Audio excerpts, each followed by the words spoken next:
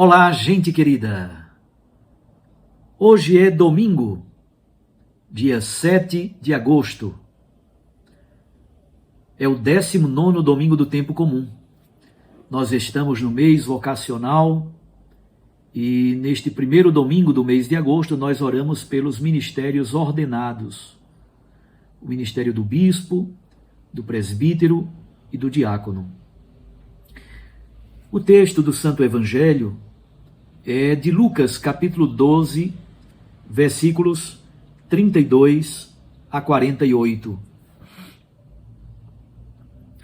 Naquele tempo disse Jesus a seus discípulos: Não tenhais medo, pequenino rebanho, pois foi do agrado do Pai dar a vós o reino.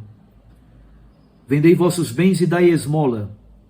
Fazei bolsas que não se estraguem, um tesouro no céu que não se acabe. Ali o ladrão não chega, nem a traça corrói. Porque onde está o vosso tesouro, aí estará também o vosso coração. Que vossos rins estejam cingidos, e as lâmpadas acesas.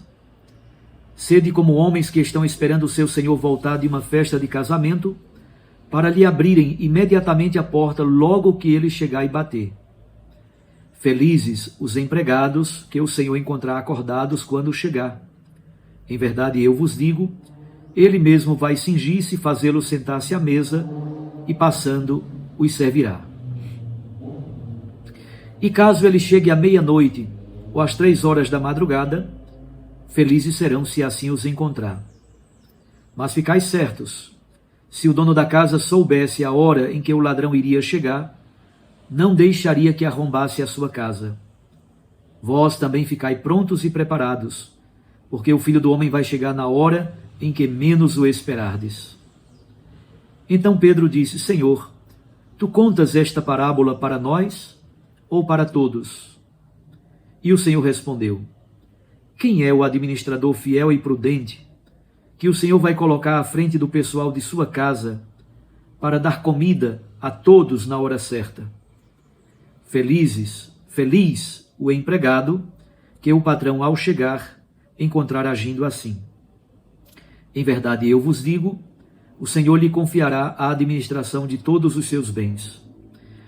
Porém, se aquele empregado pensar, meu patrão está demorando, e começar a espancar os criados e as criadas, a comer, a beber e a embriagar-se, o senhor daquele empregado chegará num dia inesperado e numa hora imprevista.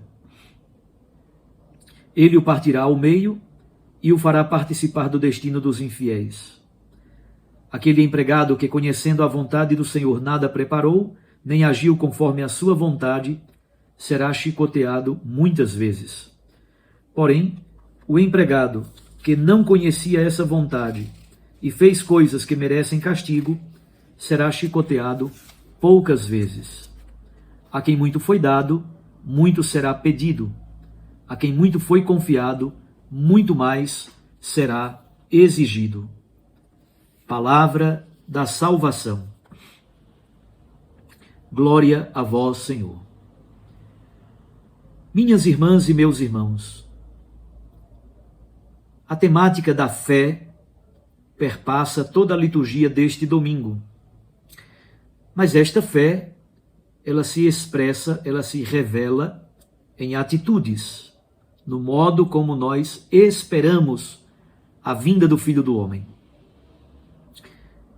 Antes de falarmos do Evangelho, vamos dar uma olhadinha breve na primeira leitura do livro da Sabedoria, 18, de 6 a 9.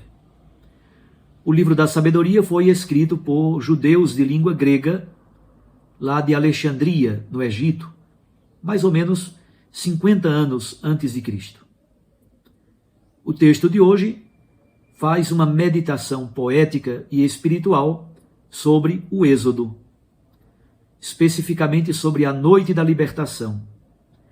Esta noite foi profundamente esperada pelo povo hebreu, que já não aguentava mais viver na escravidão na casa do faraó. Brilhou então a luz da coluna de fogo, e essa coluna luminosa guia Israel pelo deserto rumo à terra da liberdade. O êxodo, portanto, é salvação para os judeus e é perdição para os egípcios inimigos. O que acontece no êxodo? Deus revela o seu poder e a sua majestade. É por isso que os filhos de Israel oferecem sacrifícios, celebram a Páscoa em honra do Deus da vida. No deserto também é selada uma aliança entre Deus e o seu povo. Naquela noite da saída do Egito, celebra-se pela primeira vez a Páscoa. Assim, os filhos de Israel vivem na esperança da salvação. A mesma coisa podemos dizer da vida do cristão. O cristão, enquanto espera o seu Senhor, celebra o sacrifício de Cristo. Celebra a Eucaristia, que é nada mais, nada menos do que a antecipação da Páscoa plena e definitiva. O texto da carta aos Hebreus trata especificamente do tema da fé. O sacrifício de Cristo não é o sangue de bodes e carneiros. Jesus Cristo ofereceu a sua própria existência. Trata-se, portanto, de um sacrifício existencial. O cristão é chamado a participar deste sacrifício por meio da fé, por meio da adesão existencial a Cristo Jesus. A fé cristã possui grandes modelos descritos na carta aos Hebreus. No texto da segunda leitura de hoje, aparece o exemplo de Abraão e Sara. Este casal, pela fé, possui os bens que ainda serão comunicados. Na fé, já são possuídas as realidades que ainda não se veem. A fé, portanto, é fundamento das coisas que nós esperamos. É um modo de já possuir aquilo que ainda não se vê. Possuir sem ter, conhecer sem ver. Assim é a fé. A partir desta iluminação, é relida a história de Abraão e Sara. Eles partiram de Ur, na Caldeia, somente na esperança de uma promessa. Nessa confiança, eles esperam um filho que aparentemente é impossível. Depois nasce Isaac, o filho da promessa. Tendo nascido, agora Abraão, ironicamente, está pronto para oferecê-lo, pois ele tem a consciência de que Deus é capaz de ressuscitar os mortos. E assim, a descendência de Abraão será preservada. A carta aos Hebreus trata, portanto, da temática da fé e trata desta confiança, desta esperança de um povo que caminha pelo deserto rumo à pátria definitiva, na única fé que nos une. E o texto do Evangelho? É do Evangelho de São Lucas. Jesus está a caminho para Jerusalém. Esta é a grande e verdadeira subida que no Evangelho de Lucas começa em 9:51. O texto de hoje pode ser dividido da seguinte maneira. Primeiro, o versículo 32. Aí está um princípio geral, um princípio introdutório. Jesus diz: não tenhais medo, pequenino rebanho, pois foi do agrado de Deus dar-vos o reino. Vejam que palavras fortes, tão bonitas. Medo. Um cristão não pode ter medo, porque o medo é a oposição da fé. Jesus chama a igreja de pequenino rebanho. Isto é, mais do que uma igreja triunfalista, grande, Jesus trata de um pequenino rebanho. Um pequenino rebanho que mantém a fidelidade cotidianamente. Um pequenino rebanho que preserva a fé, que persevera na vida de fé, na vida de oração, na vida de fidelidade. Um pequenino rebanho que é herdeiro do reino de Deus. Aí está o princípio geral presente nesta leitura. Depois, os versículos 33 e 34. Jesus fala de desvencilhar-se, de nos libertarmos de tudo aquilo que nos impede de sermos fiéis aos apelos de Deus. Vender os bens e dar esmolas. buscar tesouros no céu que não se estragam. Jesus também trata da imagem do ladrão que rouba. Esse tesouro no céu não se estraga, o ladrão não rouba, a traça não corrói. Depois, Jesus conta uma parábola muito bonita, versículos 35 a 40.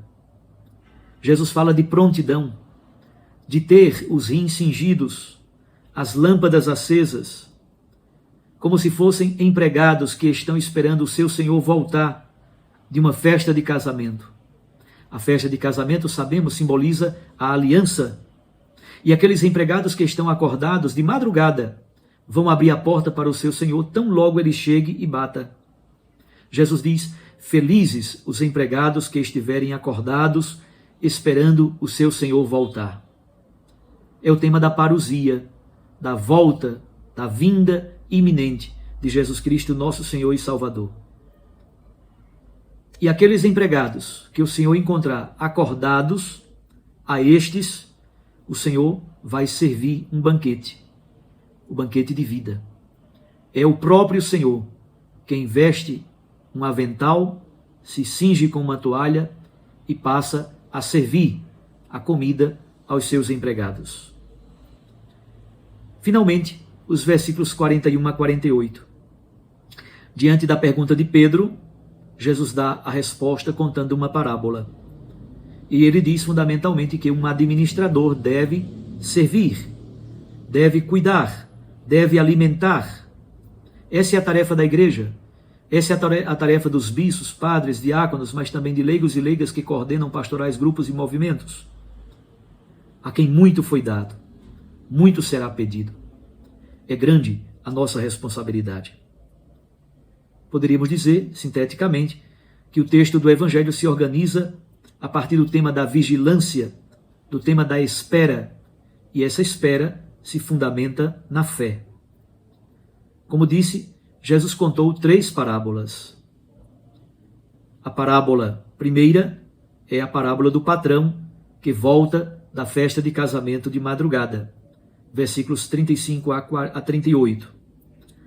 Ao perceber que os servos ainda estão acordados para abrir-lhe a porta, ele mesmo, o Senhor, passa a servi-los, se cinge com uma toalha e passa a servir os seus empregados. A segunda parábola é a parábola do ladrão, que pode arrombar a casa, e aqui o acento é posto não sobre o ato moral do ladrão que rouba, mas sobre a modalidade da ação. É uma ação inaudita, é uma ação inesperada. Jesus não quer comparar com o ladrão que rouba, mas com o modo como o ladrão rouba, de modo rápido, imperceptível. Se o dono da casa soubesse que hora o ladrão iria arrombar, obviamente ele se prepararia para enfrentar o ladrão. O acento é posto sobre a ação inesperada do ladrão.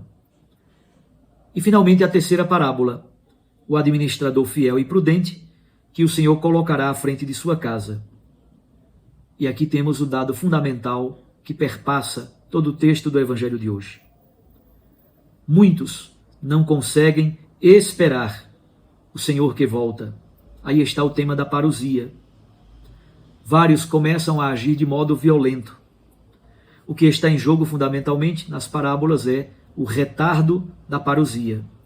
A frase, o Senhor está demorando, é muito sintomática. Se o Senhor está demorando, se a volta de Cristo não é iminente, não está para acontecer amanhã de manhã, a pergunta é então, como vão se comportar os cristãos?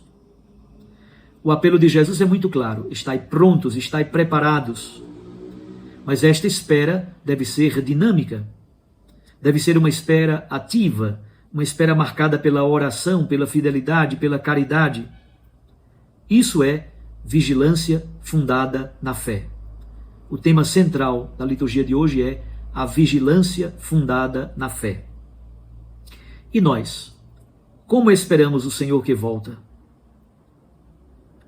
Com fé e esperança, os hebreus marcharam da terra da escravidão para a terra da liberdade. Esta é a nossa meta, o êxodo, a marcha pelo deserto, rumo à terra prometida, rumo à terra da liberdade, onde podemos construir comunidades novas, livres, libertas, cheias da graça e do amor de Deus. Na fé, fazemos esse caminho com Jesus Cristo, na força do Espírito. Um abraço a você. Fique com Deus e sua Mãe Maria Santíssima. Recorde que a palavra aquece o coração e a Eucaristia nos lança para a missão. Até amanhã, se Deus nos permitir, em nome do Pai, e do Filho e do Espírito Santo. Amém.